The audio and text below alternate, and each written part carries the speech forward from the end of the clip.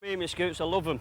I really do enjoy riding them, but whether I would like to go all the way around Great Britain on one, all in one stint that is, over a 2-week period, several thousand miles, I don't think so. But there's two lads from Lancaster that have indeed done that, Rob and Robin.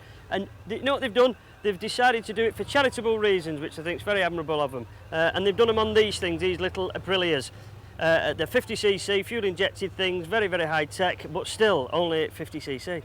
We've met up with them here. I'm right by the side of Lake Windermere at Bowness, a lovely part of the world, and they're across the road in that there cafe having a brew and some lunch. So I'm going to join up with them and find out all about their trip.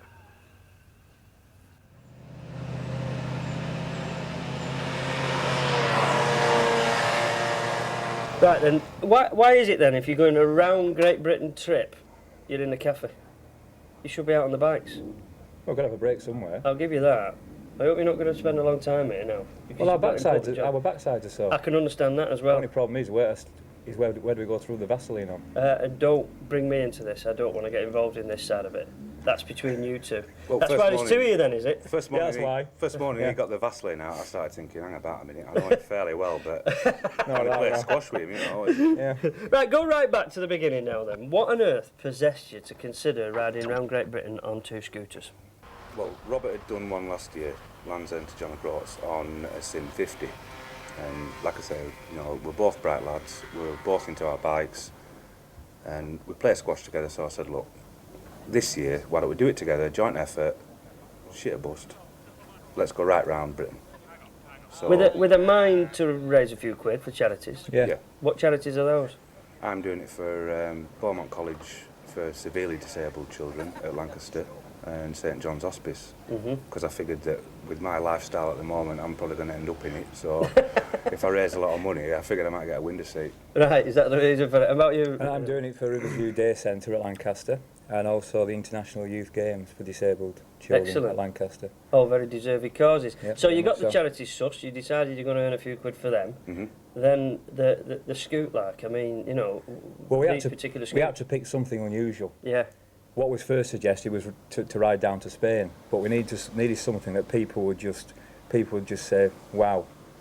Yeah. So we picked the British Isles and also something to go on rather than just a bog standard motorbike. Well, and we thought, CC. you know, if we did it on two pan-Europeans, everybody would turn around and say, so what? Yeah, Exactly. no big deal. I can Exactly. go halfway around the world Yeah. on one of them, not Yeah. a problem. So Right. let's pick something really bizarre, and then it'll just bring attention to the cause and the ride we're going to have. Right, And yeah. that's the sort of thing that stood out last year. I actually went down with the Austin 7 Club, but when they saw a scooter there, you're doing what? You're going down to John O'Groats Land's End, and I did it in 22 hours, and people just couldn't believe I it. bet. I won't believe it. I mean, we both have big bikes. I've had motorbikes for 26 years. And everybody I know with a bike, when I've said what we're going to do and what we're going to go on, have just said that you're mental and probably it won't work. And I think I can understand that, I'll be honest with you. I love my scoots. Everybody knows I enjoy my scoots, but I would never dream of going around the country on one. No. Which brings me to the next question, really. The ordeal of it. Was it as bad as you thought? Technically, no. No. Because the bikes have just been unbelievable. They've blown me away. At the end of the second day, we pulled up in Cardiff, and the bikes had just been absolutely wrung out for like 9 or 10 hours. And I said to Robert, there's no way these things are going to hold together. Of course they will.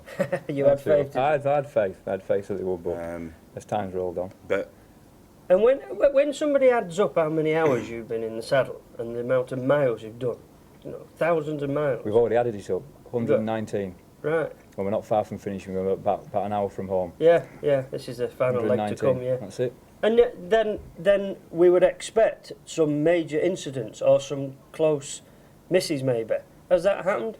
not really, no. There was a Yeah. close miss on the A39 coming there? down to Cornwall. If this chap in this car had come out, and he was halfway out, he'd have cleared us both up. All right. The worst moment I had actually on the bike was on a dual carriageway somewhere down south. And the problem we had with the scooters, we'd be absolutely wrung out, flat out. People would start filtering in. Instead of just getting the toe down and going, not a problem, or slow down and coming behind us. I had a Scania Arctic tanker on the back, new one, and he was just dead parallel with me, just looking at me. Well, I was wrung out, I couldn't do anything, And he's just looking at me, and he literally, he pulled in, I looked in my mirror, and I bet he wasn't 2 feet off the back of my bike. Wow. And he followed me for half a mile. And, I mean, I was like, if it had seized up, or anything, I was history.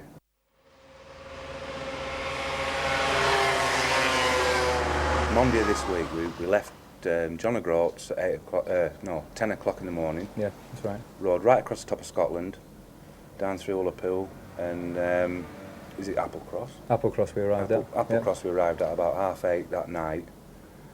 Weather was beautiful, scenery was fantastic. Sure was. The roads were twisty and we could actually ride the little mopeds. And I said to Robert, we just pulled up, we was having a pint of Guinness before we went to bed. And I said, that's the best biking day I've ever had in my life. Well, it sounds like you've had a good time. You've got one little stretch to do, haven't you? Which is nothing really compared to what you have done. So, I think you should get yourself out there, get your gear on, and I'll wave you bye-bye on your final leg of the journey. Cheers, fellas. Thanks very much. Thank you. Well, that's the lads all geared up, ready to dash off now. The last bit of the journey, they've only got like an hour's worth, and they're going to have a welcome committee back home. You know, they could have raised something like 10,000 quid. I think that's very, very creditable. Well done, fellas. Enjoy the rest of your journey. All the best to you. Ta-ra.